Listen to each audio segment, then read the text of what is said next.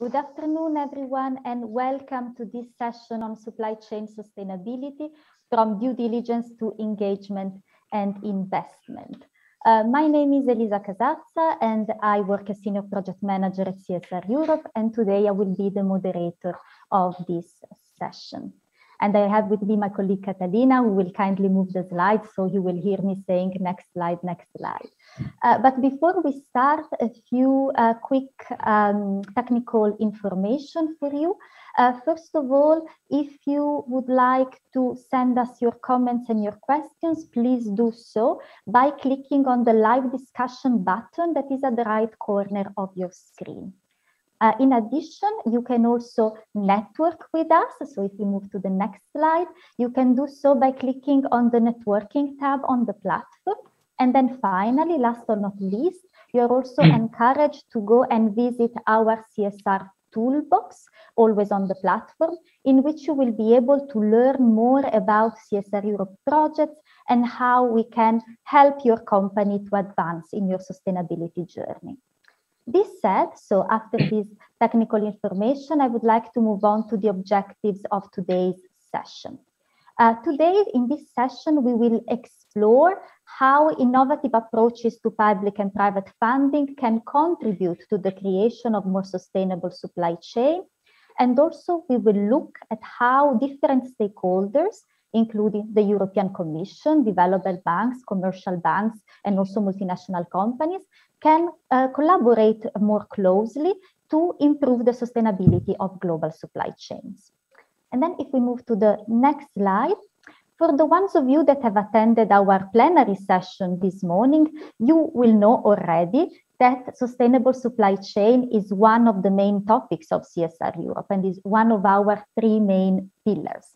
And as you can see from the next slide, we have a few practical projects in this field. So we have, for instance, Drive Sustainability, that is a partnership of automotive companies that work together on supply chain sustainability. And then we also have the project Extractives for Development that looks at responsible sourcing.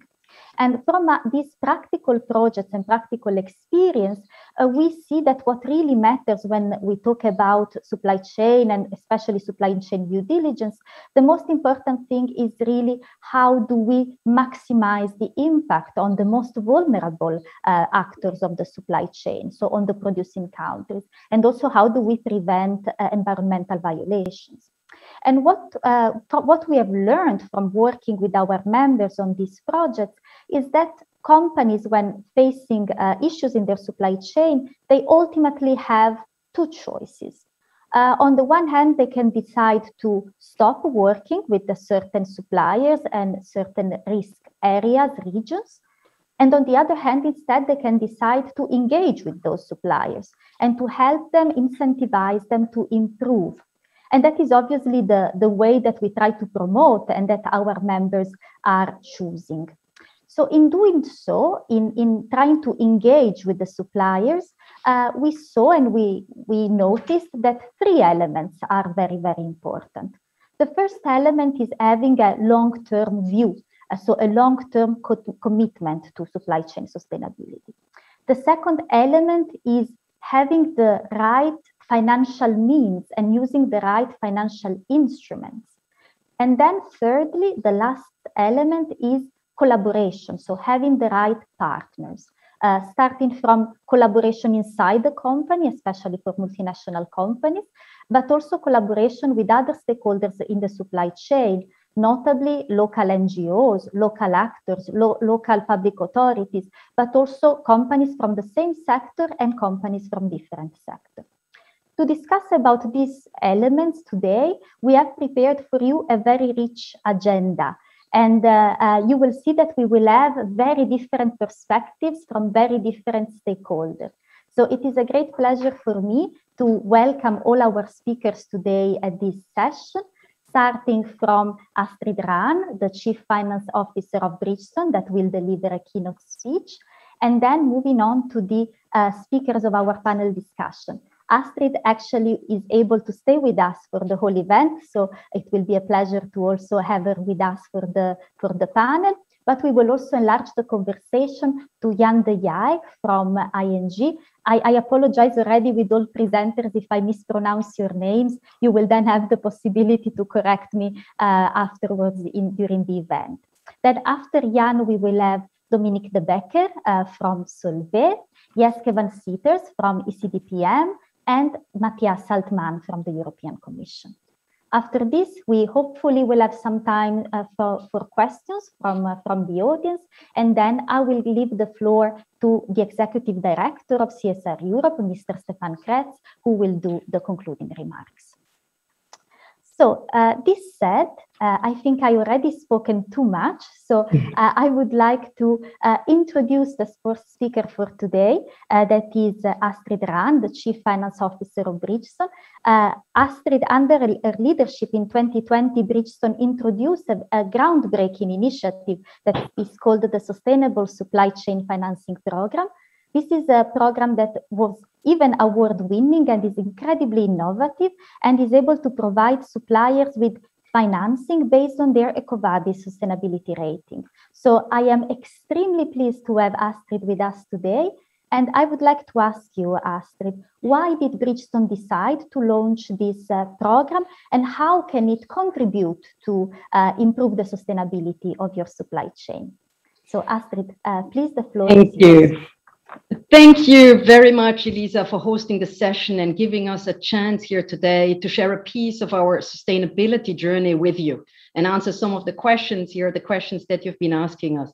The Sustainability and Supplier Chain Financing Program is, of course, not a standalone initiative within Bridgestone, but it's a piece of a huge effort that the company has been undertaking as a company for many years to contribute to the ESG. And just as a reference, compared to 2011, we set a global target to actually reduce our scope 1 and 2 CO2 emissions by half by 2030. And we already reached that goal in our sites in Europe. Our European locations are all now powered by 100% renewable electricity. And on top, we also set a target to use 100% of sustainable material by 2050. In 2020, we reached 37% of that target as we speak. So the whole program here is actually part of something that is significantly larger than actually only the finance program. As corporation, we can't achieve our sustainability target on our own, but we need to involve stakeholders in the journey. And I think this morning already there was a lot of discussion around the role that supply chain plays and the collaboration that you also mentioned, Lisa, earlier. So our supply chain partners are key in actually achieving this goal. The launch of our global supply sustainable procurement policy in 2018 and also some sustainability assessments of suppliers with EcoVadis and by EcoVadis were actually huge milestones for us. And they have been enablers for us now actually to launch this sustainable supply chain financing program.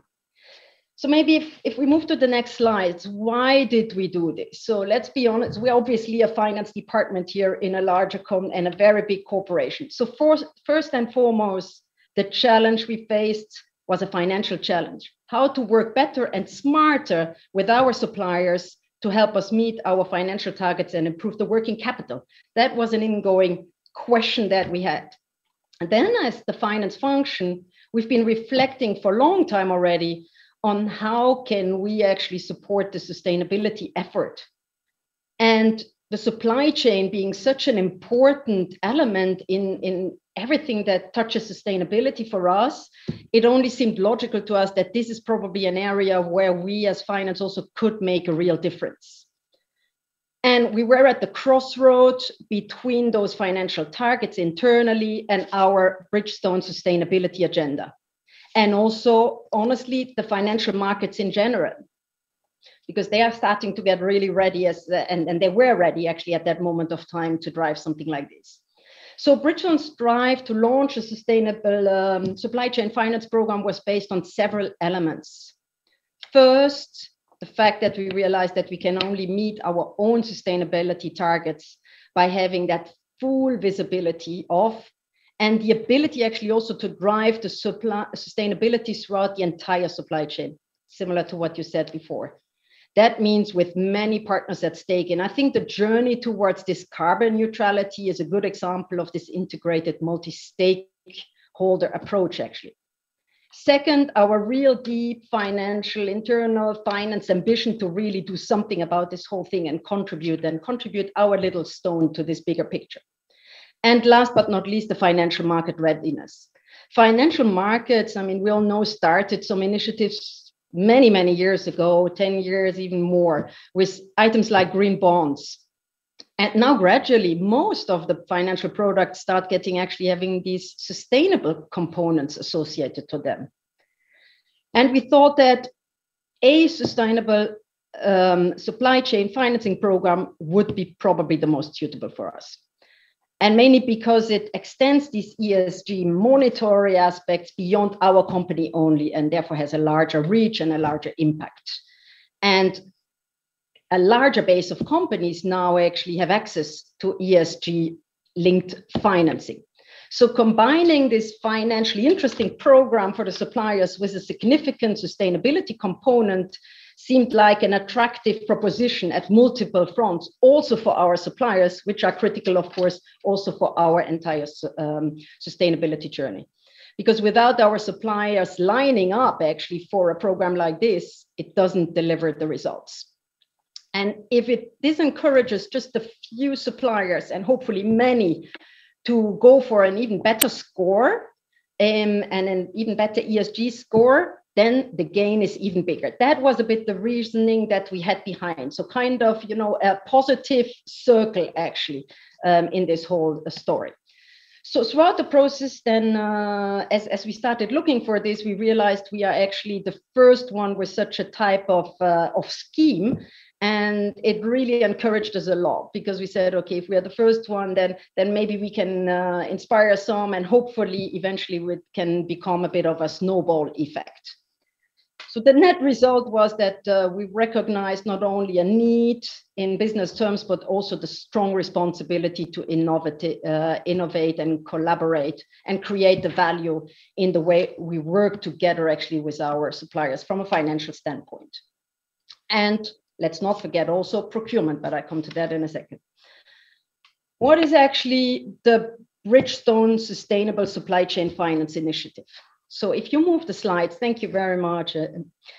What you see here is actually, in a nutshell, it's a program that as Elisa already mentioned, we won an award with this, the Adam Smith Award, and it's an innovative finance initiative which provides suppliers with financing based on their sustainability rating, okay? And that sustainability rating, as opposed to maybe some previous initiatives, is really based on the EcoVadis assessment. And what does it mean? It means that it's actually an external rating as opposed to some self-declared KPIs, which already existed before. So it seems to be the first program actually with this external rating agency that is directly hooked up into the program. So, and the better the ESG score of a supplier is, the more favorable are the terms. Another thing that we wanted to really try to drive is that we do not open this up just for the mega companies, the mega suppliers, but actually the hurdle and the threshold to participate is pretty low. So it's actually a program that's open to big suppliers, to small suppliers, in the direct, in the indirect procurement world. So quite a large base that we can tackle here actually with this program. So then how does it work? Suppliers actually request to join the program, and they engage with EcoVadis to obtain a rating by actually submitting an assessment form, okay? And that goes relatively easy. The assessment includes, of course, the KPIs, and I think most of you will be familiar with EcoVadis, but includes KPIs that are related to this ESG issues, such as environment, labor, human rights, sustainable procurement, etc., etc. So fair business practices and ethics. EcoVadis then actually rates that supplier and the supplier provides the rating to our partnering bank. In our case, this is JP Morgan, through an EcoVadis platform. So it actually provides this data automatically and this insight automatically. The rating that EcoVadis feeds into the system, into this platform actually, is incorporated then into a pricing model, a pricing methodology for an individual supplier. The early supplier financing incorporating an ESG discount is then offered actually to the suppliers depending on their ESG score. And what is nice, I think, in this program is that actually the rating will be reassessed and refreshed annually. And through that process, actually, we expect, and we have seen also already, that suppliers, that do an extra effort, that improve their rating time over time, year over year, actually, they will also see their terms actually improved over time. So that is the whole concept.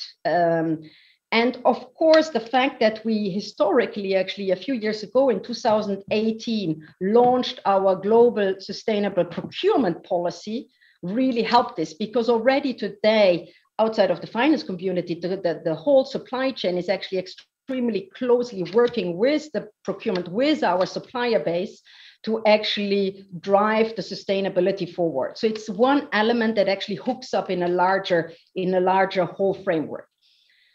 So then besides actually this framework and this pricing discounting structure here in function of the ESG rating of a supplier, then the partnering bank, JP Morgan, actually, they donate directly to biodiversity program in Africa, depending on the ESG rating. And that creates, of course, an additional sustainable benefit to the wider world. So that is all kind of win-wins that we see here, and actually contributing to the mid to long term, hopefully, of that sustainability journey and that partnership with our procurement partners and suppliers.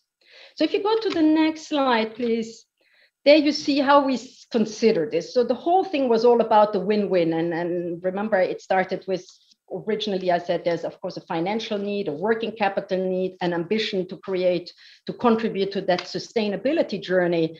And also, how does all this thing actually wrap up in a win-win-win? So here is where we are at this moment of time. So in 2020, the program was composed, came to life, and set up. So we identified actually the best partners for us in this program, JP Morgan from a banking point of view, Taulia, together with Taulia, who delivered the platform actually, and we prepared there for the launch. The first suppliers, we onboarded them in the outer part of 2020 in Europe actually. Then in 2021, the big effort that we started, still ongoing, is of course engaging also the entire procurement team, plus the procurement team going out to their external supplier base and engaging with them, as they are instrumental in operationalizing such a program. It's invented here to some extent in finance, but it really needs to be executed by procurement, and only if we work hand in hand will this whole program actually be a success for all parties. Then the second half of this year, we kicked off the project in some of our emerging markets and starting to look at India and South Africa at this moment of time. We're also looking at dynamic discounting functionalities that will go live in shortly, basically in a few months from now. And then in June, the team there was really gladly rewarded by when they received actually this Adam Smith Award as Best Supply Chain Financing Solution globally for the year. So really a nice recognition that we are going onto the right track, and that the fact that we can make a difference or try to make a difference here and will make a difference really gets recognized. So for us here, we see this triple win. Needless to say that, like any financing solution, there is of course for the supplier a win here, because they engage with us around sustainability, but of course for them also in terms of pricing, working capital, payment terms, etc. They make some arrangements with Bridgestone. So the supplier is winning in this on both fronts. It's a win for Bridgestone in pure economic and business terms, because like I said before, it was originally, there was the thought of, we need to do something about our working capital.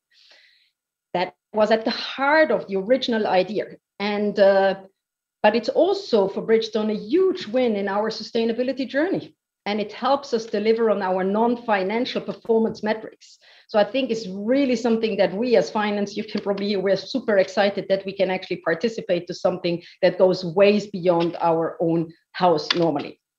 And then the last big win that we see there is, of course, through the donations that are being done at the end, depending on the improvement and the ESG scoring of the suppliers that enroll in the platform, is actually that contribution done by the bank to biodiversity programs at this moment of time, could be other programs in the future, at this moment of time in investment in the Nature Conservancy Fund in Africa. So it also contributes to society, to the planet as a whole. So three parties pretty much winning, all of us together here in this program. Maybe we can go to the last slide here. Thank you, Elisa. So what is the key learning? The key learning for us is that if you really want to make a difference, you can, even if you are not at the heart of the corporate ecosystem, that generally is held accountable for driving sustainability agenda. So functions like ours, finance, can truly contribute through the out-of-the-box thinking and the innovation to the non-financial goals of the company and the sustainability goals in this case, really, really majorly. The second is, of course, the partnerships and the co-creation, which are key to the success. I think that's a really big learning. And I heard it earlier also in some other sessions in this conference. We are no longer, none of us is standalone, nor as a function, nor as a company, nor as a country, nor as a group of industries. No, partnerships internally and externally are absolutely critical. And I think the faster we build them and the better we build them, the more we onboard our internal partners, our external partners, the better the results will be. In our case, internally, of course, this is primarily the partnership with our procurement organization. Then if you go externally, partnerships are where, of course, key with in our case, JP Morgan in the banking, with EcoVadis, with Taulia, that all together actually engaged in trying something new and successfully in our case. So this is really only one example where we think that we could contribute and we can contribute, and maybe other companies can, to the supply chain actually, and that whole sustainability improvement. But of course, there are many more initiatives. So we are thinking of areas like, how can we impact, for example, the investment decisions by embedding sustainability KPIs such as CO2 really into financial evaluation models. How do we do this? And we're at the starting blocks of this, so that when we prioritize actually CapEx investments or other investments, we really take the sustainability angle and the contribution into consideration. There's other opportunities, obviously, when it relates to funding opportunities and how they tie to the internal agenda, etc. So there's many other areas that we see where we actually can play an active role to help that sustainable supply chain. So to summarize, I would say we're really, really excited to see that our efforts towards this sustainability journey yielded some fruits.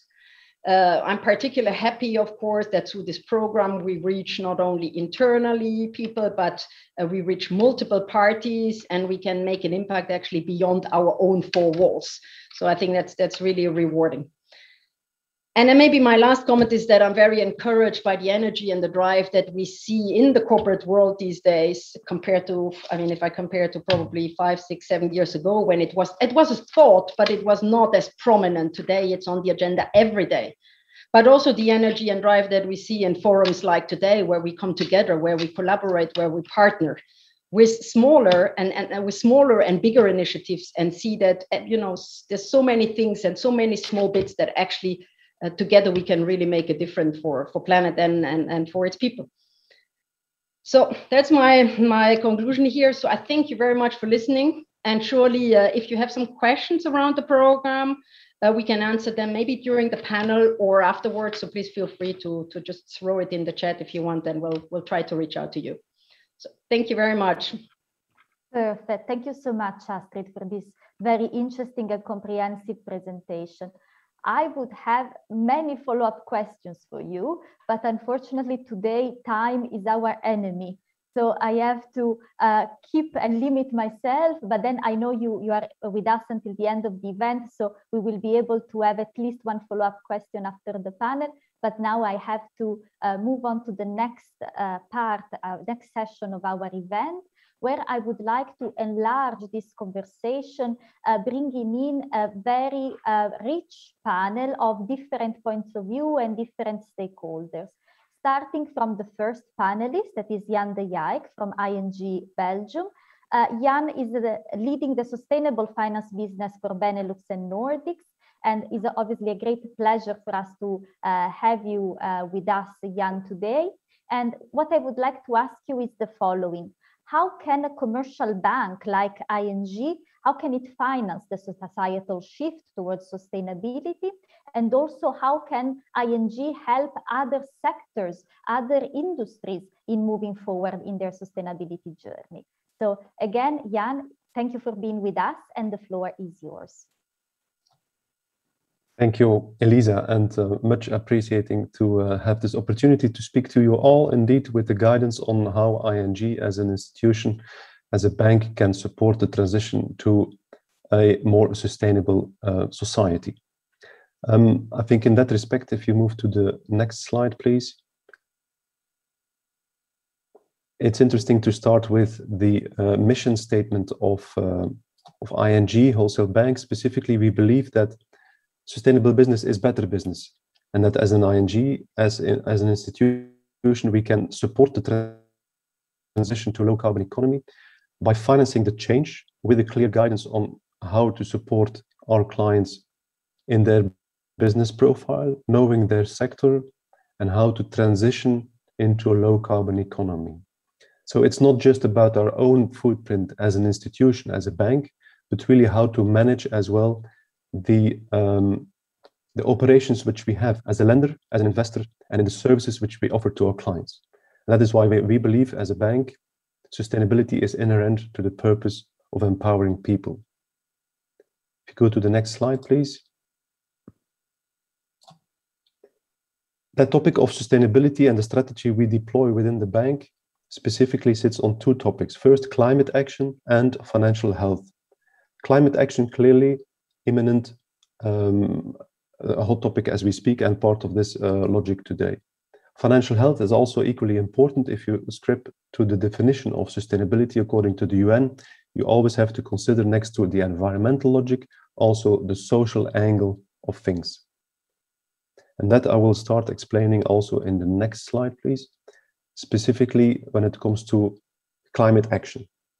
So what we do as a bank, as an institution, as you see it here on the slide, is looking into several topics, how to monitor our own footprint across several important material ESG issues. So for instance, when it comes to our buildings, which we own as a bank, of course, we want to have a low carbon footprint as such in the real estate. The new headquarter, which ING has in the Netherlands, specifically has, for instance, a BREEAM outstanding certification. We look at the data centers where we have power consumption, which is to be reduced. We also work closely together with suppliers into their sustainability strategy to see how we can improve that logic throughout the supply chain, which also we believe is important. Next slide, please, which will specifically look at the services which we offer to our clients.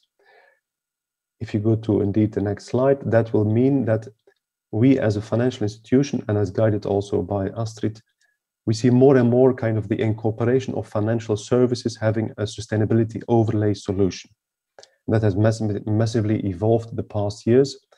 It is fair to say that when it comes to a number of services, you can look into general corporate purpose or dedicated use of proceeds.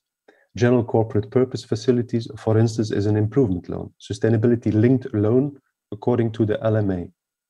This was a service invented through ING more than 4 years ago, and by now we have seen an exponential growth in the market.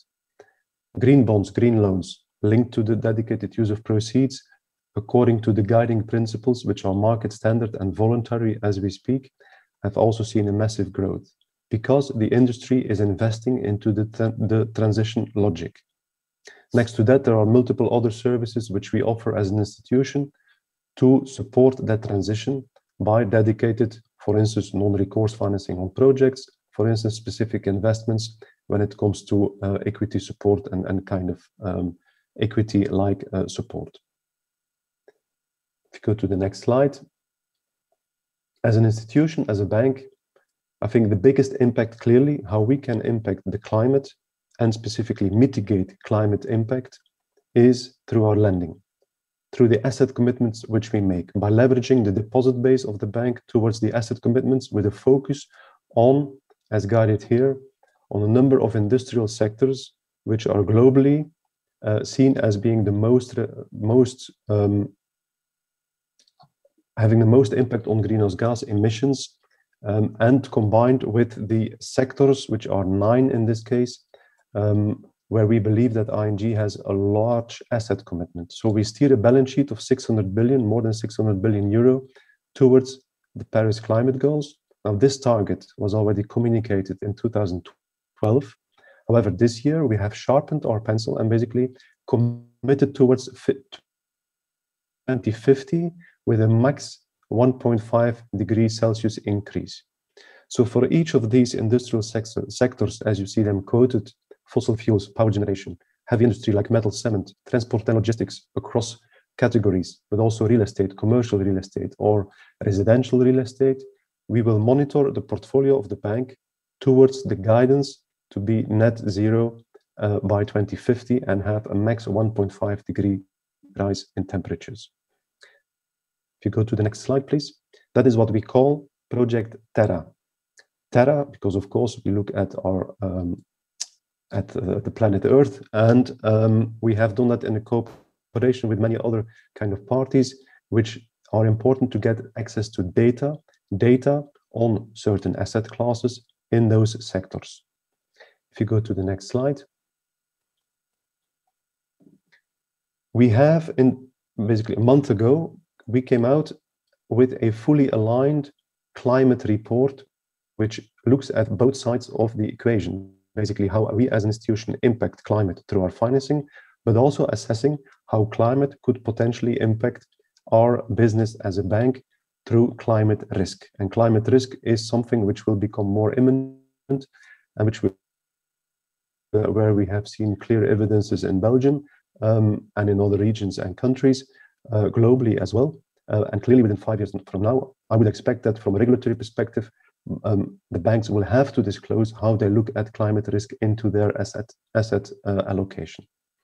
Now you see here as well a few snapshots of those climate action report. We are very proud of actually of a number of these and of the percentages quoted. For instance, in the power generation sector, per end of 2020, 64% of the outstanding is linked to financing of renewable energy, which is a very high number and which is due to the fact that ING historically has had massive focus on financing renewable energy. We have committed for the upstream oil and gas sector specifically to reduce the outstanding with 12% by 2025 from the baseline 2019, because we believe there is a key transition to make in that segment, which is in line with the International Energy Agency trajectory. We have enlarged our scope on the mortgage portfolio of the bank to assess the EPC certificates to see, okay, what is the target to reach? And for instance, in the Netherlands, we've done a huge effort and there is clearly best in class when it comes to A to C EPC certificates in the mortgage portfolio of the bank. You can, of course, read through the full document. It's quite extensive, and the focus on those 9 industrial sectors on the transition logic is also included in this document. As a next topic, next slide indeed, please, on climate action is then also to make sure that we align with partners. It's about collaboration, as Astrid correctly guided. and this is what we see as well within the finance industry. We can't do it ourselves. It's about a joint cooperation within the industry, but also jointly with other parties. We try to be innovative when it comes to service offering, but also when it comes to content scope. We work on specific industrial sectors, so it's about knowing our client, the business, the sector, making analysis, working together with partners, and drive the market forward in standard setting, for instance, on frameworks, which are market standard today, but yet still voluntary. So these are the four aspects how we believe that the bank can support the transition to a more sustainable society through climate action. If you go to the next slide, then we focus specifically on financial health. And financial health is equally important, I would say, when it comes to the logic of the social angle in the definition of sustainability. And also there we have several projects globally within ING, which focus on financial education of our clients to make sure that everyone understands how money is to be acted upon and how basically innovation can drive financial health going forward, and how we as an institution can contribute to a financially healthy society. If you go to the next slide, that specifically pinpoints a number of actions which we've done also in Belgium, for instance, for specific actions like volunteering days for the staff of ING, but also close the gap initiatives with end-of-life ICT equipment, or a fund for circular economy, where we drive that scope forward. So with that, I think I've tried to provide a clear glance on how we look at sustainability and how we try to move the needle as a financial institution. Thank you. Thanks to you, Jan. It was a great presentation. Thank you for this comprehensive overview of your work. I now would like to move on to the next presenter of this panel and to change a bit the perspective. From the finance world, we go into a different industry, and namely the chemical industry. And specifically, it's a great pleasure for me to introduce Dominique De Becker, the Deputy Chief Sustainability Officer of Solvay. And Dominique, obviously, you as Sustainability Officer, I would like to ask you what is Solvay's approach to improve the sustainability of your supply chain? So this is my main first question. And then secondly, I know that Solvay is implementing what we call impact-oriented projects, meaning those projects that have the capacity to improve the livelihoods of the most vulnerable actors in the supply chain. Can you perhaps provide an example of one of these projects? So with these questions, Dominique, the floor is yours. Thank you very much for the introduction. Thank you very much, and nice to be here. Well, I must start with a small deception. Actually, it's not that different from what has been said earlier. So it all starts with the superior value for the business. So, and we have demonstrated over years at Solvay that a business that is sustainable will ultimately enjoy about 10% more volume in volume terms year to year than a business that is unsustainable. That's the primary logic for being more sustainable. It's you do good because it's you have a benefit for the society at large, but in the same time you're doing good for your own wallet in the company as well, and for the employee of the company itself. So now when it comes to the different angle here in that sequence might be, well, we're looking at the full value chain. We're not looking only when it comes to a procurement. The logic when we say, well, okay, the supply chain is looking upstream, looking how much risk we do have in upstream value chain and do something about it. So it's looking the full value chain from cradle to take into consideration the end of the life of the product in the various applications. And at the same time, we do not want to displace the problem. There is no reason to solve a problem somewhere in the value chain and creating possibly Another problem somewhere else. Think about bio-based as an example, and I will illustrate through sustainable guar later. You decrease obviously the CO2 footprint of the product itself, but you do probably have more water that has been used in order to grow the plants, and using pesticide. Land has been used in order to produce chemicals instead of feeding the world. So those kind of logic, you need to take them into consideration one way or another. The other perspective is that we will take into consideration the total cost of ownership.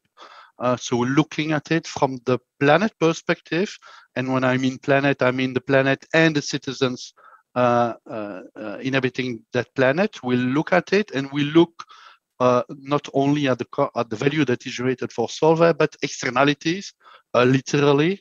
How much does it cost? What is the cost for the planet when Solvay is manufacturing 1 kilogram of product, etc., etc.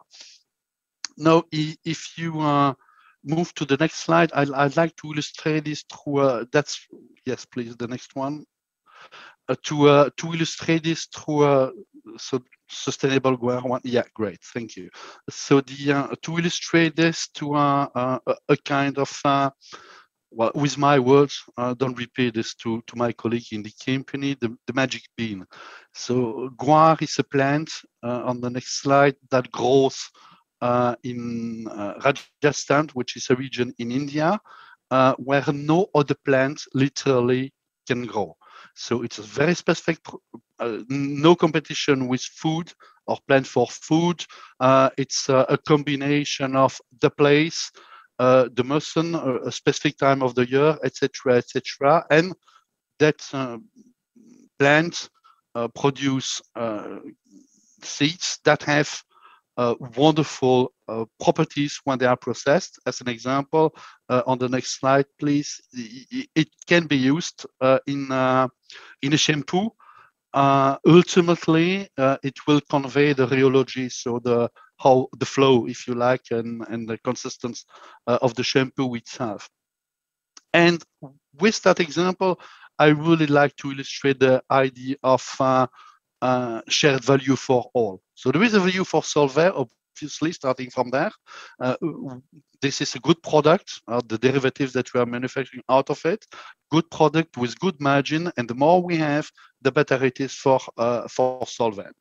But the more we have means the higher the yield for the small farmers in Rajasthan. So we have set up initially. I know the thematic of that panel here is on funding, but it was not a question of funding. In India, you are forced by law to spend 10% of your profit in sustainability, whatever project, and this is what we have done. And we want to direct that project to have a positive impact. So positive impact for us, positive impact mostly for the small farmers. We help them with the help of consultancy and NGO to grow the yield of their production, so that they can then spend more time with not their family, but the kids, not working to increase the yield, but the kids going to school. And empowering women, on the next slide, you'll see 25% of the beneficiaries of the whole stakeholders in the field. 25% are women that have been empowered to increase the wealth and the health, growing vegetables, as an example, in their own garden, instead of going or walking a large part of the day to acquire vegetables that were in I've seen some of those in I probably will never eat them myself, but this is all they had on their view. So it starts with 100 small farmers. We reach today more than 7,000 of those, and so there is a value for us, a value for them, a value that is environmental, that is their wallet, their income, their wealth, but also a social value, which is by the way, very difficult then to consider, and it's a kind of, or I may say that diversion here, but it's, do we want to propagate our Western European value and having them to apply those, or do we want to respect the value of the small farmer, but helping them to have an access to the market, as an example? And here to illustrate again, we decided to not to be invasive in their way of working. So we do not try to bypass the ones that are making most of the money there at the first stage, but not, and then much later in the loop of the project, we did manage for the small farmer to get a direct access, digitalization and the like, a direct access to the market with a superior premium.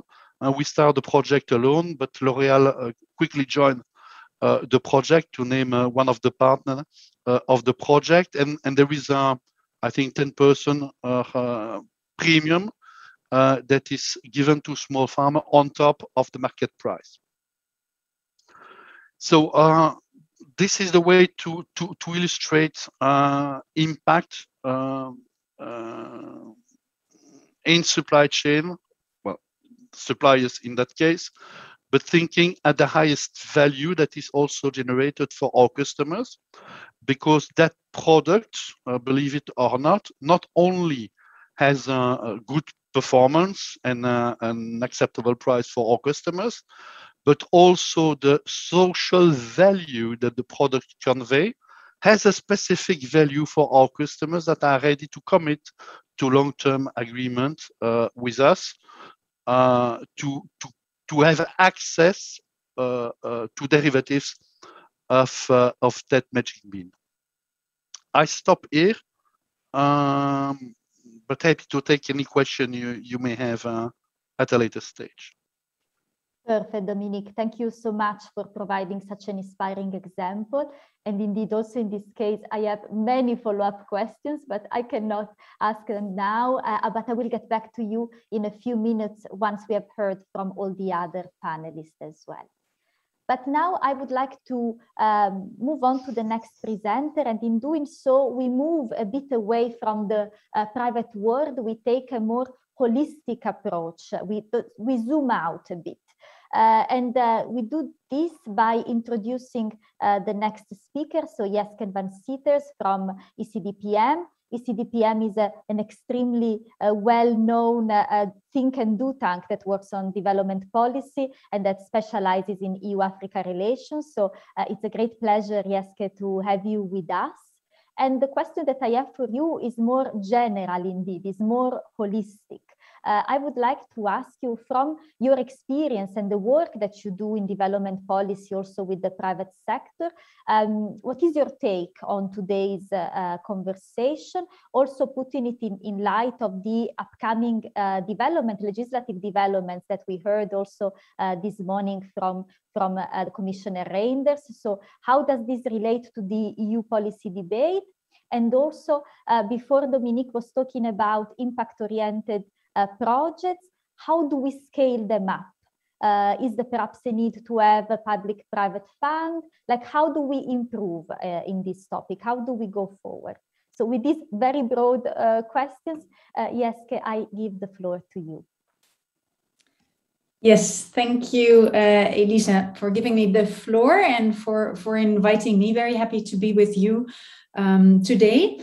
Yeah, first of all, very happy that this conversation, this session is partly about finance, in the sense that finance can be, what we've seen also in our analysis, be an incredibly powerful tool to incentivize sustainable behavior in global supply chains. I think it links also to what, for those who have participated in the previous plenary session, which was very interesting, it relates to that in the sense that there was a call of we need to really have the right incentives for sustainable behavior, and access to finance is a key incentive. It was also interesting to see that this summer there was a 10th anniversary, as some of you know, of the guiding principles on business and human rights, and an interesting stock-taking exercise. And one of the key messages coming out of that stock-taking is also the incredible power and potential of actually financing for sustainable behavior. At the same time, there is also sort of the statement that actually movement towards sustainable finance is still quite slow. So, as mentioned by I think Astrid and others, there's interesting dynamics. There's a lot happening, but we still have a long way to go. So in that sense, I was also very happy to hear the examples of ING and of Astrid, of presenting innovative and interesting examples that indeed others hopefully can take inspiration from. Interestingly, another point to make maybe is that it's not only about private funding, a private bank like ING or a big buyer, but also the public sector. So we see that there's also still a lot of space for strengthening and better leveraging the role of the governments and also of the EU as financier, as investor. So there's also a space, for example, in a sovereign wealth fund, in export credit insurance type of, so the services provided and the credits provided by export credit agencies in member states. There's still considerable space to there better leverage those tools for more sustainable practices.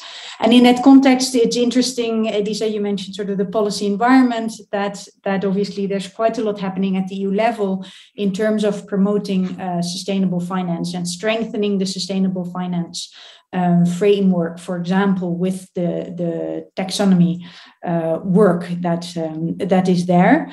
And it's actually, you mentioned, Elise, also obviously the due diligence legislation. This sustainable finance framework is a nice, if you take a holistic approach, is a nice complement to the upcoming due diligence or the sustainable corporate governance initiatives. So really different policy frameworks working together. And as ECDPM, this is also this policy coherence and synergies between different policies, and how to go about it is something that we work on and look at quite a bit. So it's interesting to see that the Commission is looking at the synergies between different policy areas, including also the trade area, where we have most recently seen the review of the EU trade policy, and now in the process of also a renewal of what they call the 15-point action plan, which is related to the sustainable development dimension of trade agreements, of trade policy, and how to strengthen those. So that's interesting to see. And then I wanted to come back to the role of collaboration, and it's mentioned obviously by, I think, almost every speaker preceding me. And it's interesting to have the examples of collaborative efforts. And indeed, collaboration is key. Obviously, what we shouldn't forget is that there's a lot of different types of collaborations at different levels, be it at the local level, at national level, at the EU level, potentially. I know CSR Europe is also arguing in favor of sectoral multi-stakeholder partnerships to accompany the due diligence legislation, which can also play a role. So having different types of collaborations for different purposes with different partners on board is useful. I just wanted, in terms of key strength and challenges, maybe shortly highlight those of multi-stakeholders partnerships and of collaboration, because we know it is important and it's the way to go, but that doesn't mean it's evident. Obviously, the key strength of partnerships is the different sort of expertise and roles of different partners, albeit different stages of supply chains, of value chains. but also when it comes to engagement between the private sector and governments or EU institutions, for example. These different roles of companies can't do it alone. There are systemic issues, for example, in partner countries that are very difficult to tackle for one company alone. So the government can play, and the European Union can play a key role in engaging with partner countries in terms of political dialogue, potentially, if the lower income countries, development support, funding, through trade measures, and especially using the sustainable development provisions of those trade agreements.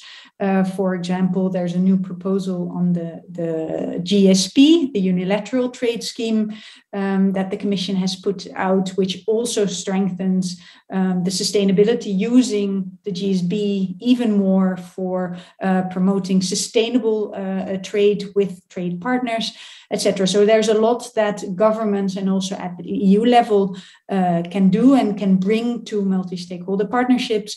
And then obviously also a role for civil society organizations with a strong local network and strong, often local knowledge of the local context in sourcing countries. I just did also engages in their project with, I think it's TechnoServe, so an NGO. So that also shows the value of working with an NGO. Then some main challenges for companies, but also for governments, and definitely also at the EU level, which is quite, I mean, I know they want to, and they are increasingly engaging in multi-stakeholder initiatives. So things to take into account, and which really needs a bit of a mind shift, I think, compared to some of the previous approaches to working, ways of working, is that multi-stakeholder collaboration takes time and resources to design and implement, and also to get results. So we need to take that time and be patient and not expect quick results. Then also the need to work with power differences, to take those into account. Obviously, different stakeholder groups will come to the partnerships with different levels of power, be it income, be it through political connections, whatever. Obviously, small farmers or small entrepreneurs will not come to the same power as a multinational, obviously, but that needs to be taken into account, because if those with most power dominate, or if those with least power feel excluded, the likelihood of impact of a project is quite low. So recognize those power differences and take them into account in the governance structure, in the way you implement, in listening to different stakeholders involved, etc. And finally, and this is a real challenge for development partners that we engage with quite a lot, I can tell you, is the need for an adaptive approach. So it's not sort of a blueprint, you design your project and then you start implementing for the next few years and you have impact at the end. But partnerships, collaboration really require getting to know each other, trying something out, adapting, etc. And that obviously that is really not important, not easy. It's probably also not easy for big, large companies, but definitely also not easy for governments, development partners engaging in these kind of initiatives. So also an urge to the European Commission and to other development partners to take that into account and to take that approach. To conclude, financing is important, multi-stakeholder collaboration, and very happy to see that the European Commission is taking these types of initiatives. And also earlier today in this conference to hear Commissioner Reinders committing to strong accompanying measures of the upcoming sustainable corporate governance initiatives. And he was also talking about practical collaboration as part of these, what they call the accompanying measures. And even Kundun saying that actually of the development cooperation, the upcoming projects in the new financial framework, that 66%, if I heard him correctly, of the new country programs have sustainable supply chains as a priority, which is really a shift from the past. So really stepping up also the EU's and DG INPA's engagement on sustainable value chains. So very much looking forward also to see how this is reflected in the upcoming legislation that we'll then see a proposal of in December, and also for strong implementation of that agenda. Thank you very much. Elisa, back to you. Thank you very much, Jeske. And indeed, in your presentation, you mentioned the European Commission, you mentioned DG INPA, and this offers me the easiest possible transition to introduce our next speaker of today, that is Dr. Matthias Altmann. Matthias, thank you so much for being with us from indeed DG INPA, Directorate General for International Partnerships. So Matthias, the question for you is indeed, can you please give us an update on the Commission approach on this topic? And indeed, this morning we heard about the accompanying measures. Can you tell us more about at least DG INPA view on that? Matthias, the floor is yours, but I don't see you on the screen, so I hope technically everything is okay. I'm here. Yeah. Yes. Yeah, I Hello. see you and hear you now. Perfect. Yes, thank you, Elisa, for this kind introduction, and very happy to be here. And indeed, it's easy to talk about after Jeske. She already introduced the importance of our legislation, and in particular also the measures that we plan to accompany this legislation to really ensure that it is effective, not only in the political objectives we have for it in Europe, but also for our developing partner countries. So with this legislation and during the summit, a lot has been talked about it. So I think everybody is aware the EU is planning a sustainable corporate governance initiative, which has as one important element the proposal for a mandatory human rights and environmental due diligence duty for European companies and their supply chains. And for us, this is an important piece of legislation because we think every company has to have a duty to put the minimum attention to the environmental and human rights impacts of its operation and supply chains. And this is exactly what we want to achieve with this legislation. And this legislation alone will probably not achieve this impact, but it requires two strong legs on which it stands. One is the interaction of this particular legislative proposal with other legislative initiatives that we are also preparing or have already adopted. For example, in the field of accountability, our corporate sustainability reporting directive, or the actions we take in the field of sustainable finance, or other actions we take on sustainability in particular sectors, like the deforestation regulation that we are planning. So all these legislative initiatives have to go hand in hand, and our challenge, but also our duty, is to ensure that they are coherent and that they are really end up as one coherent whole that helps companies on their journey towards more sustainability.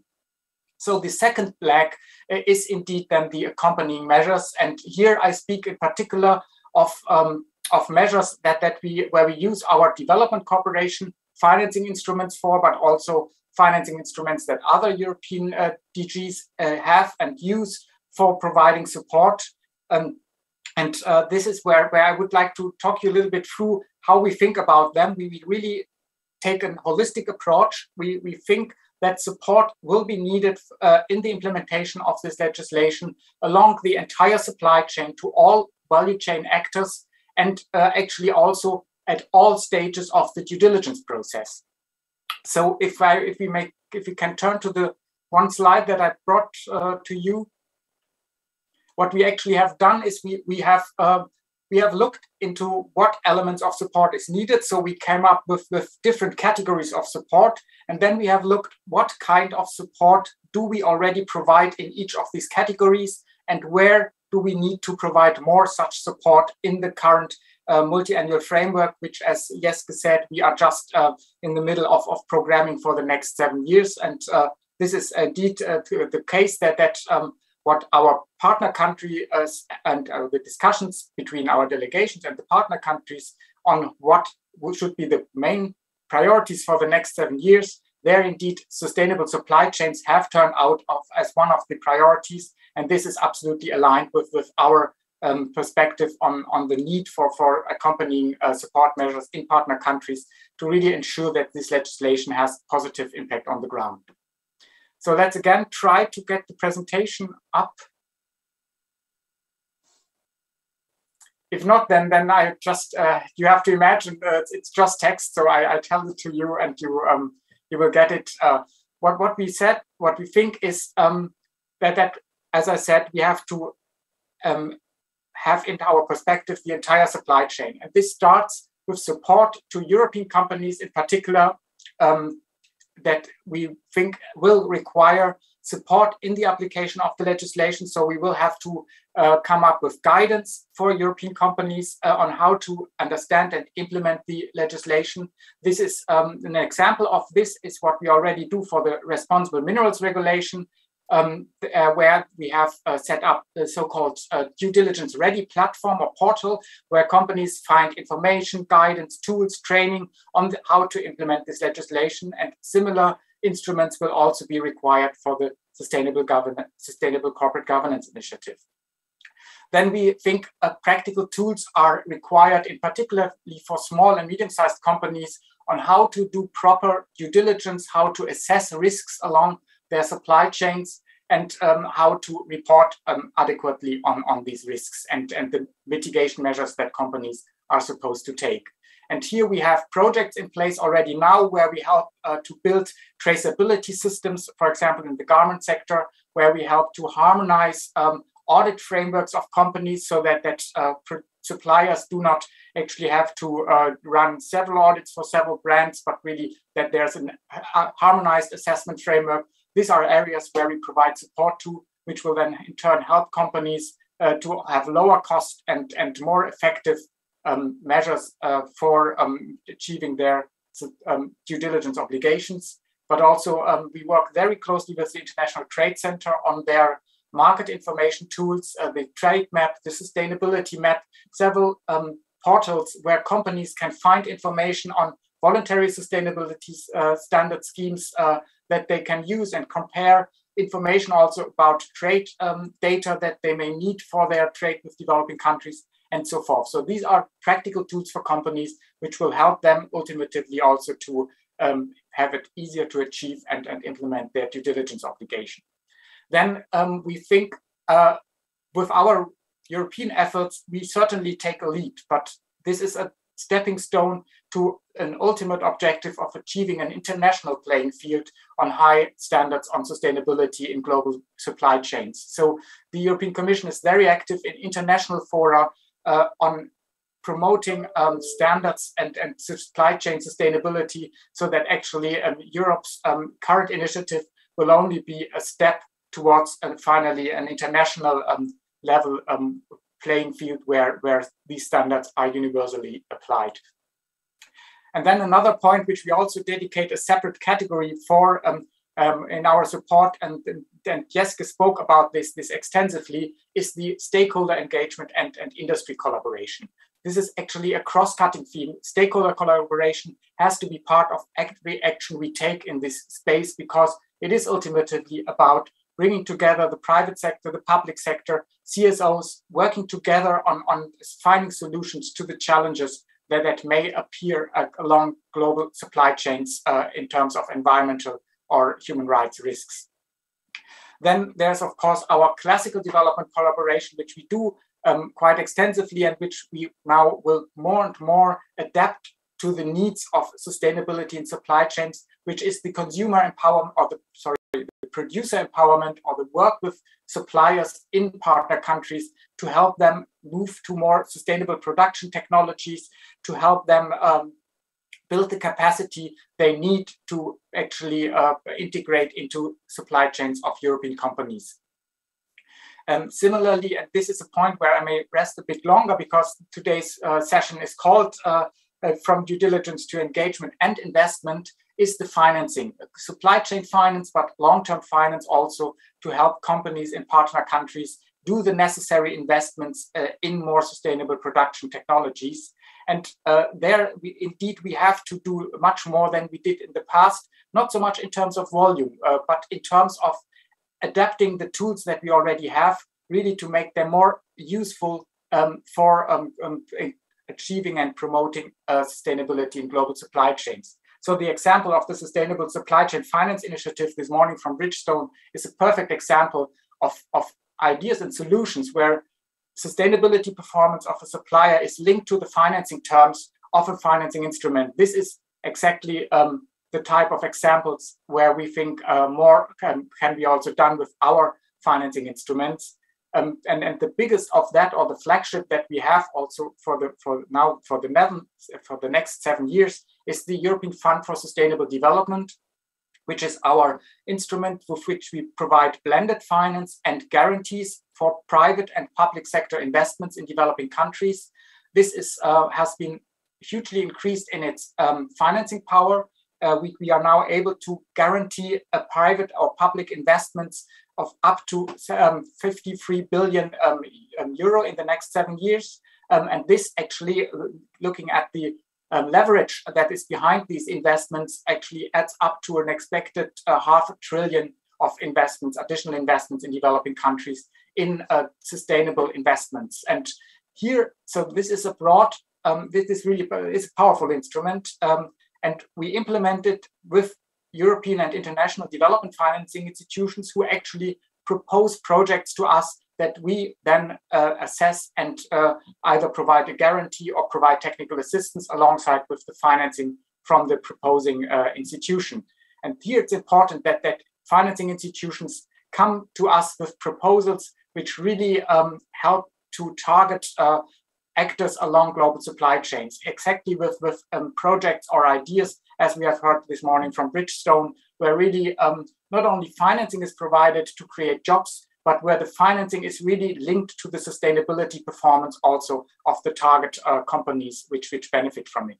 So this is, the instruments are there. We now have to use them wisely, and then the hope is really that this can substantially accommodate and support the legislative proposal that we are now preparing and hope to adopt at the end of this year. And then going on with the different categories of accompanying support, another very important one is to work with the partner country governments on reforming their regulatory framework so that the core labor standards, human rights legislation, environmental standards are all part more and more of the national legislative framework. Because we fully understand that companies cannot have an obligation for mitigating the human rights and environmental risks in their supply chain when these risks are actually to some extent outside their own control. So if there is no legal framework in partner countries themselves, which regulates at least the minimum standard in terms of labor rights, in terms of human rights and environmental standards, then it is indeed hard for companies to substitute for the absence of public governance in these areas with their supply chain work and the due diligence obligation they have. So this work with partner country governments is important. And this is actually also, again, reinforced with other instruments that we have, like our trade instruments. Take the GSP Plus that Jeske mentioned, where we actually now, where countries receive, well, low-income countries receive beneficial trade preferences in return for a commitment to implement core labor standards. So this is a way how we can incentivize uptake of these standards in partner countries and thereby also help companies to find less risky partners in these countries for integration into their supply chains. And finally, we think support is needed towards the consumers, towards European and international consumers who have to understand that sustainability has a price, that have to understand how their consumer and buying decisions can actually influence behavior at the corporate level. And this is why we also will invest into activities that help to raise awareness with consumers on sustainability issues and on the need for achieving sustainability along global supply chains. So as a package, this is what we as the Commission, with DG INPA certainly taking a very strong role, because most of this support is directed towards partner countries. But not only, we also really look at what other DGs can do. DG Grow, DG Employment, DG Trade, all have their instruments that they contribute to this common endeavor to build a strong foundation in terms of support to the legislative proposal that we are now preparing, and thereby help to make this proposal really achieve its intended impact, both for European companies, but even more importantly for the people in our partner countries who are part and integrated into the supply chains of European companies. So let me end by maybe saying one more additional benefit that this has. We have the legislation on the one hand, and we have the accompanying support on the other.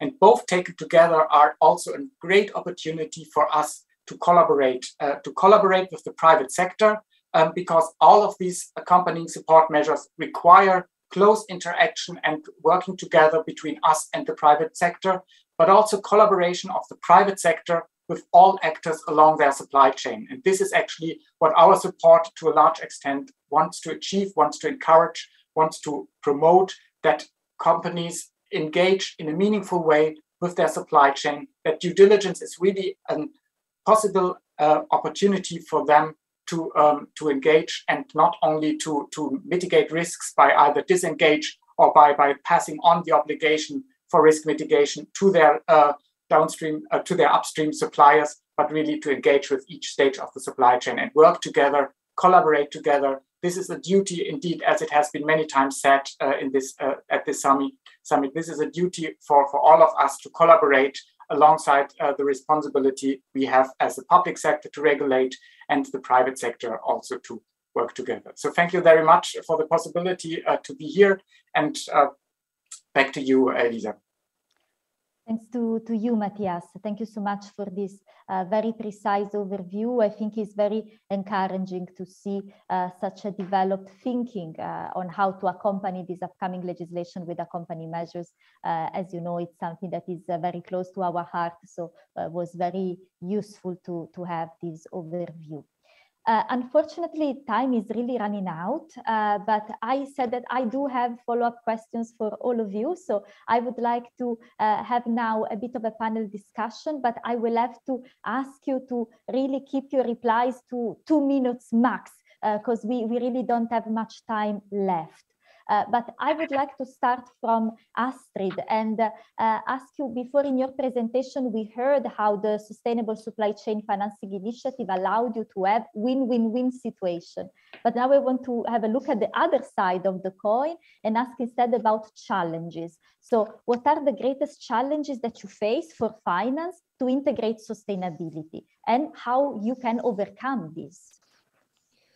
Thank you very much, Lisa, for the question. Yes, I'll keep it really short and jump actually to the essential piece. We have a bit of internal governance that we need to get through. And then, of course, to maximize the impact, like we said before, you know, money still moves the world to a big extent. So I think it's quite important that indeed we look at how we can incentivize initiatives and really make sure that we really embed the choices and the investment choices into our financial models, so that we combine actually sustainability and as a full integrated part. But since we have not a lot of time, I would like to maybe raise 2 other points that are really challenges for us.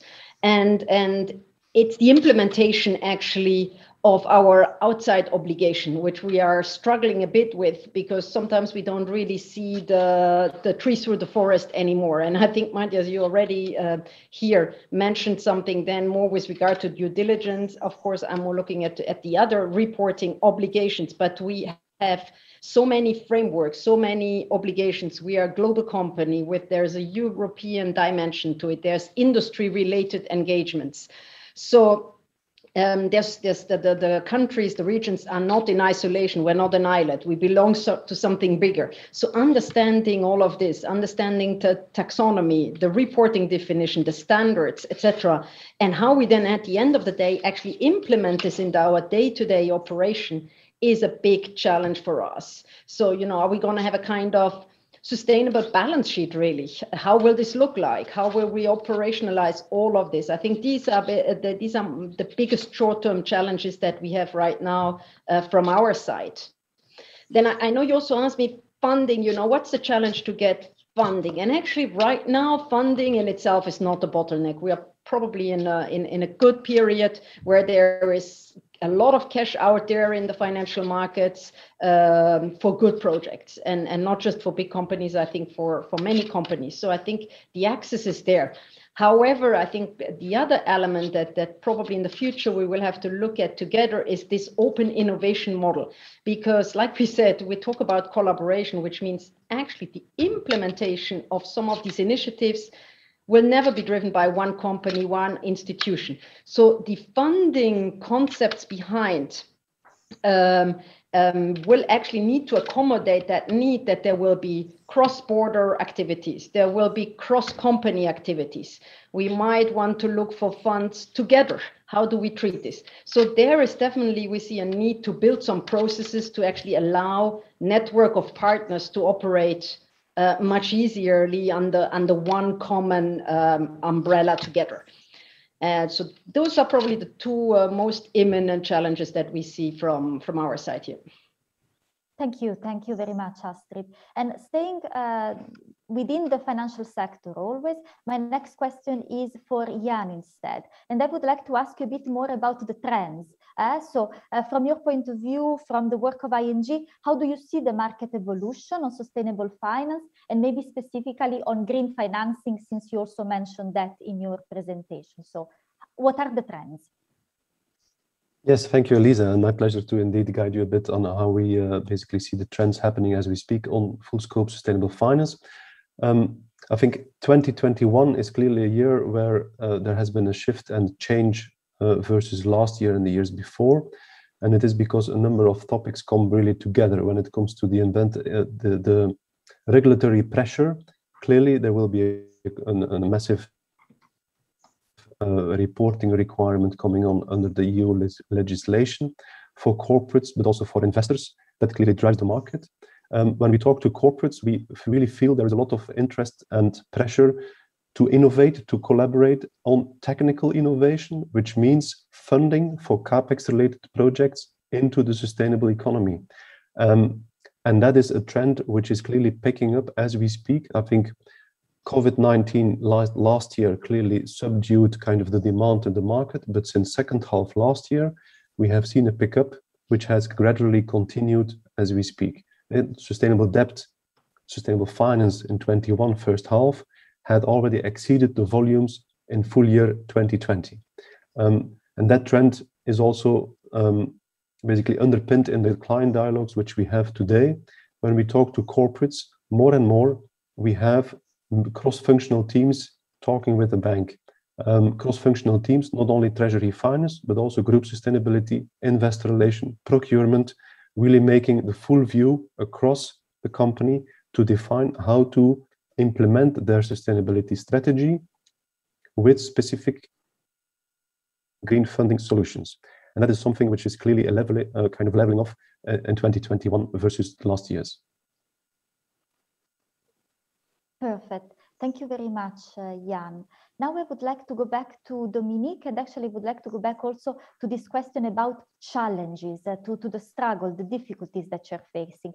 And Dominique, I would like to ask you, what are the greatest challenges you face to improve the sustainability of your supply chain? Thank you. Actually, there are two that are really at the top of my head. The one is probably already been addressed a little bit by you, Astrid, if I understood correctly. It's the how you balance the short and the long term. So the image my CEO is using is eye on the microscope and eye on the telescope. But when you try to do it, to apply that image in real life and with your two eyes at the same time, it's tough. And when you have to deal with the short term imperative of the business and the long-term imperative with the business, this is here and there difficult to manage. On the second one that is on top of my head, and this is very relevant for a chemical company, maybe less relevant for some others, it's to deal with the complexity. When I started to work in sustainability, I came from the business. I was more or less business manager, being in M&A, operation strategy, etc., and sustainability was reasonably easy. I can adapt myself very quickly to that new vocabulary, word, thinking, mindset, etc. Today, I have the chance to be in that position for many years, and I see this really as a chance because it is much more difficult to deal with all the topics to be understood in the same time. It's not just saying inequality and do something about it. It's much more difficult to understand what's behind that. When it comes to environmental impact, it's pretty much the same. Biodiversity, the same. We can keep it at the, let's say, very superficial level. But when you need to take action and ensure that you do not displace problem with my the way I said earlier, create new problems somewhere else because the solution proved that you need for the long term are being developed with the knowledge you have on the day, literally. Thank you, Dominique, and thank you indeed for underlying this complexity that we all face working on sustainability.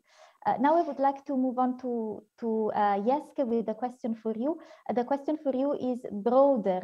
So in your initial presentation, you mentioned accompanying measures. Then we had the presentation from Matthias, which outlined some. Can I perhaps ask you a reaction on that, or maybe to elaborate a little further on that element?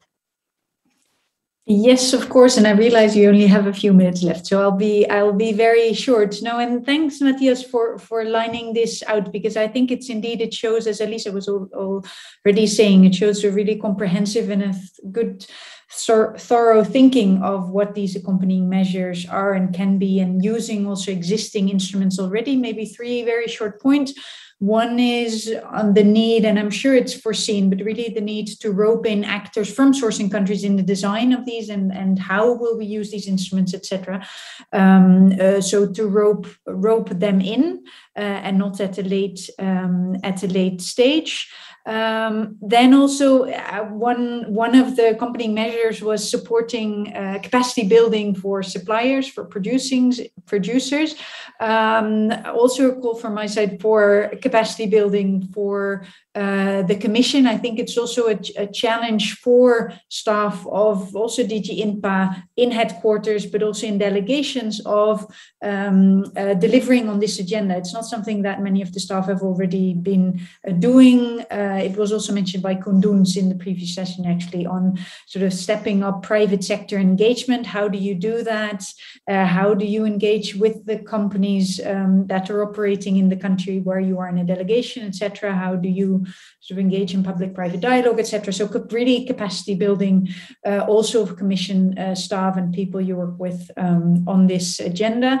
And then finally, indeed, the potential of using not only DG INPA instruments, but also instruments of other DGs. Personally, one of the instruments I've been looking at and working on is the Enterprise Europe network, which is support to SMEs within Europe, but also for their activities and B2B matchmaking outside of Europe.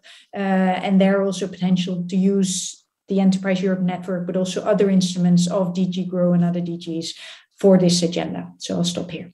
Thank you very much. Thank you very much, and thank you for being so brief. The last question then is for Matthias. Matthias, we heard from the companies what are their current challenges on this topic. We heard the trends from the financial market. You from Commission side, how can you react to this, also taking into account what Jeske just said? What is your final reaction, and if you have any final words for this panel? Yes, thank you very much. I can imagine that this is challenging for companies. What we do from our side to help is the point I mentioned is the coherence, that different legal frameworks really build upon each other and mutually reinforce each other. In particular, the reporting side with the due diligence side and the sectoral due diligence requirements that will come. That these really are coherent and consistent. The other point is that indeed we try to build as much on as possible on what exists already. Take in particular the voluntary sustainability standard schemes, which many front-runner companies already use for very intensively. Your own initiative at CSR Europe, Drive Sustainability, is a perfect example of an industry initiative that tries to achieve sustainability objectives on a voluntary basis. And of course, the move from voluntary to mandatory does not at all mean that voluntary schemes will be irrelevant. Much in the contrary, there will be important elements of the toolbox that companies use to actually comply with the legislation. And to ensure this compatibility, our proposal, for example, will fully be built on the UN guiding principles and the United Nations.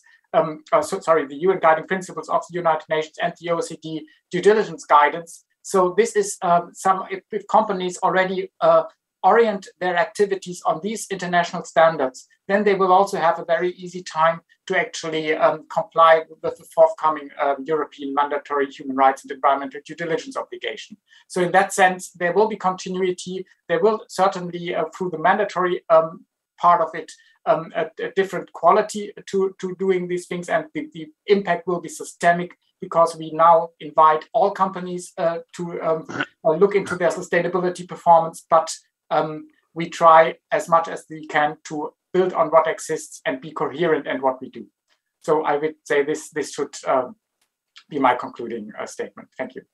Perfect. Thank you so much, Matthias. And also thank you to all of you for your participation and great inputs. I have to apologize for my bad time management skills, because we are running a bit late. But again, thank you so much. I think it was an extremely interesting conversation today with all of you. And now, before we end this event, I just would like to give the floor to the Executive Director of my organization of CSR Europe, Mr. Stefan Kretz, for his concluding remarks. Thank you. Thank you, Elisa, and thanks to all the panelists for this rich content. And the session before, and I think a number of people who were in the previous session on due diligence, and where Commissioner Readiness spoke, one of the main conclusions there was due diligence needs action and engagement. And we need to invest in supporting local producers and suppliers. And we have seen what companies are doing, what collaborations can do. The set of instruments that Matthias laid out is very interesting and promising in that regard. But I think also the Bridgestone leadership in this element, the innovation they make with their sustainable supply chain financing program, and I would like to learn more from it. And I hope there are more opportunities to share this with other companies, and maybe, Asset, if you have a network of CFOs, be a missionary on that one, because I think it's a very important tool that you are bringing. Another way to tackle the local producer sustainability is the impact-oriented program. It's a different way of doing, as Solveig Dominique outlined, for specific impacts and on specific topic, etc. But then I look from it mainly from within the Drive Sustainability, where we deal with purchasing managers mainly, middle management, with higher management, purchasing, sustainability. Those people in the companies have limited means, usually. They have to run a department that has to buy materials, parts, etc. But they have limited means and not always the access to a CFO, like apparently there is one in Bridgestone. So, and they also lack the knowledge, the time, the instruments to find the financial resources, to find these good examples that we heard today from Solveig or Bridgestone, etc. When they enter into collaborations like Drive Sustainability, they want to do more impact-oriented work together. But also there, what is a good financing way then? Who contributes? Where does that money come from? Can we do it over a longer time? Or is our experience that we feel this kind of limitations and challenges? And also, what other colleagues said, it takes time to steer all that and to collaborate on that. And listening to all that, my main conclusion would be a task for my team, actually, I'm afraid. They will kill me afterwards. Basically, I have the impression that there is a need to bring all these instruments together, to have a kind of regular update on what kind of finance mechanisms are there? Where can we bring it? Where can we use it as an individual company? Where can we use this as a group of companies, etc.? So a kind of structure, a kind of fair, and maybe what we concluded in the previous session on sector alliances might be a good place to be, to create this kind of networks of partners that have a deeper understanding, because there is a lot out there, good examples by companies, be it on impact or be it on financing, and good financing instruments. So that's my main conclusion, is we need to clarify it and bring it together. And I will ask that we can work on this within our net. And I conclude with that, Elisa. I give back to you. Perfect. Thank you so much, Stefan. Thanks again to all our speakers for their time and their contribution today. And thanks to all of our participants for their attention. So for any other question or follow-up, please don't hesitate to contact me at ec@csreurope.org. And with this, I would like to end this session here. Thank you.